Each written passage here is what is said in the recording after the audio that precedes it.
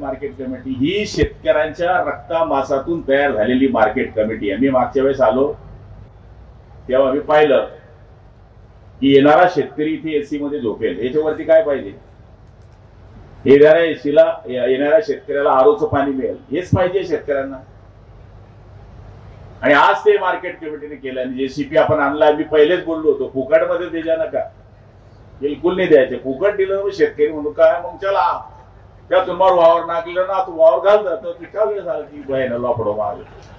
तर सांगायचा अर्थ असा आहे की फुकट मध्ये नको. मी पण तसंच सांगितलं धरणगाव मार्केट कमिटीला, ज्या शेतकऱ्यांची शेती आहे पहिले त्यांचे एनओसी घ्या.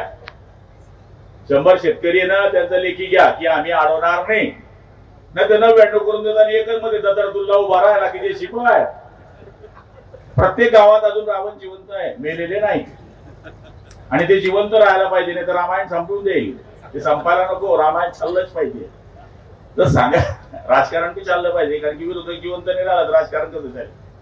विरोधक पाहिजे. त्यामुळे सभापती फार अपसेट झाले की विरोधकाची टीका करतात. करायला पाहिजे ना, ती करणार नाही तर आपल्याला आनंद होणारच नाही ना. विरोधक पाहिजेत.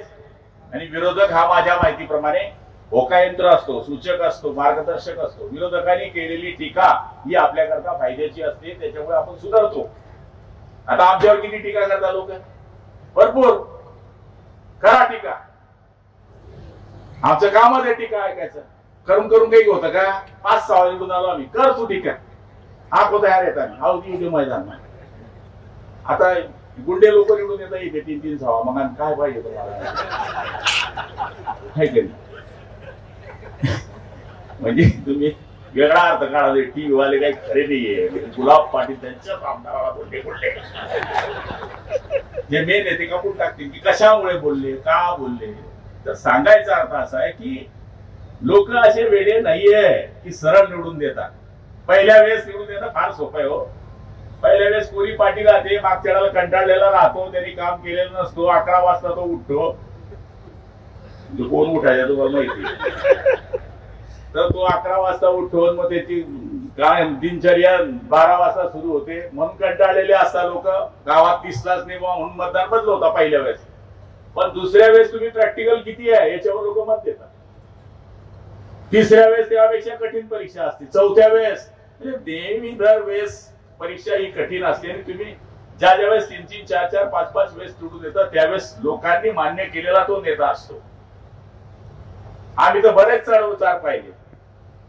आम्ही तर सालभर गद्दार ऐकलो, आज बी काल नाही जात नाही. भाजपाला मी तेच सांगतो, बाबा हो तुम्ही आता युती करा.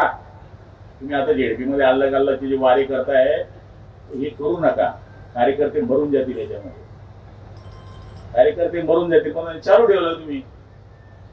इकडे आम्हाला सांगता युती करायची आणि एखादा सांगताय सोबळाची तयारी ठेवा. करा मग तुम्ही 100 ला ठरा, आम्ही 50 लढू आमच्या ताकदीनुसार.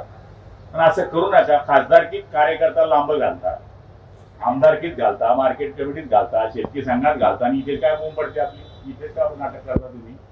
2-4 जागा इकडे तिकडे करा. पण कार्यकर्त्याची निवडणूक आहे, कार्यकर्त्याला मोठं करायचं आहे, हीच संधी असते. अण्णा तर खुशी आहे, आमदार काय रे तू किती आहे? 5 सीट एसटी तर चालत नाही. पण एसटी घुसली तुम्हाला गावात चोपडा 5-6 सीट एसटी आहे. चंद्रशेखर दादा तयारीत होते, तुम्हाला निगी झाली काय? रामकृष्ण हरी बाजवा तुतारी अशी उद्धी झाली.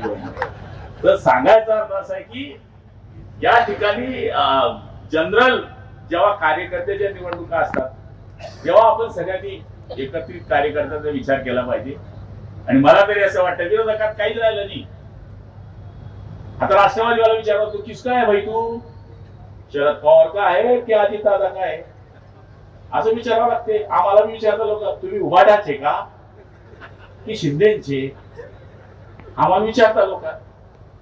पण आम्ही वर्षभर ऐकलं ते गद्दार गद्दार गद्दार. निवडून येत नाही म्हणे पोलीस, नंतर वापस जो फुटून जात होतो.